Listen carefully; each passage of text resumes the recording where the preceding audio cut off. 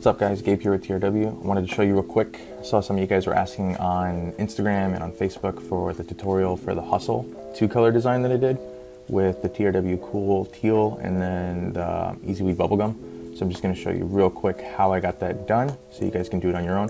I'll also have that design available for purchase, but showing you how to do it will help you use whatever word you want. I use the word hustle. It's been kind of a mantra for the year, and whatever you guys want to use, you can use it once you see this technique. So I'm here in Corel, I got the wizard open. They're both going to come in handy. I use the Google font. That font is called Leckerli. So if you go to Google Fonts, fonts.google.com, you just type in Lec and it'll come up here. Install that font. You don't have to have Corel closed or anything. It should automatically show up in your drop down once you have it installed. So I'm just going to go ahead and select my font up here. Type in Leckerli 1.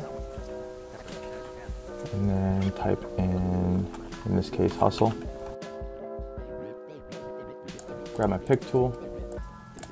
The size that I did it was 9.75 wide, and I've got my ratio locked here so that it automatically will adjust the height accordingly. And then you don't have to do this, but I always like to have my page fit the design. That's the white button here on the wizard. So now we're pretty much ready to go. I've got one layer going so far. You can actually convert this sucker to, you convert it to curves by just hitting weld. So now it's no longer a typable font, now it's just all nodes going all the way around. And then I'm gonna take this layer, copy it, and paste it. I did Control-C, Control-V. So now I have 2 layers. Using that second layer, I'm gonna change the color so we can see how they line up. You can see like that. And I'm just going to start nudging it a little bit to the top left to give it kind of like that drop shadow effect. And now this is where the magic happens. Like, this is all you have to do. I'm going to highlight the 2 of them. And up here on the TRW toolbar, I'm going to use a back minus front. And that's how you generate that effect. So the inside is nothing. Let me show you the wireframe. All this is a bunch of cut lines going along the outside. Back to enhance view. To do multiple colors now, you've got to break the curve apart, right click, break curve apart. So now it took all of these little objects and it separated them. And then you just go around, and what I decided to do was pick one color for here and then alternate as I went along. And then some parts I had to use a little bit of discretion to see what would look better. So I'm just going to put in the cool teal here, bubblegum here.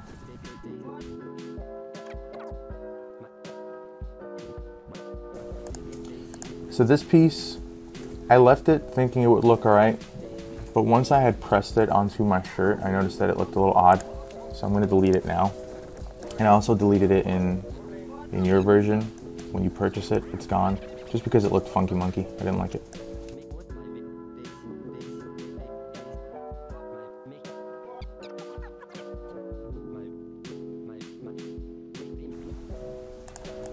So this is where the discretion had to come in. There's a lot of teal going on here, so I'm going to switch it up a little bit. That looks better.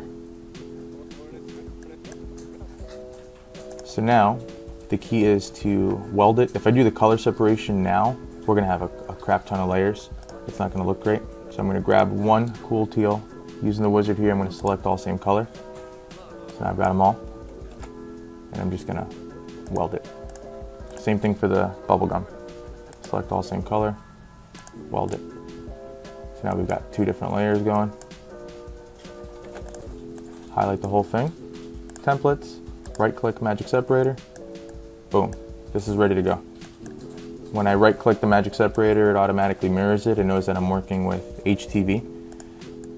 If I wanted to work with sign vinyl, it'd be a little different. Just highlight the whole thing, hold shift, and then left click Magic Separator. And it'll add the registration marks. That's pretty much it. That's how I got that effect using whatever font I initially liked. You can do it with anything. You can do it with Impact. You can do it with Arial. I like the bolder fonts. In this case, I enjoyed using more of a script font. I think it worked well for what I was going for. And I'm pretty happy overall. So if you wanted to purchase that design, you can get it.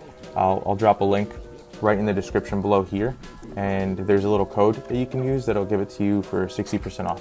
So go ahead, take advantage of that. I hope this was helpful. Let me know if you have any questions in the comments below. We'll be happy to answer them. See you guys later.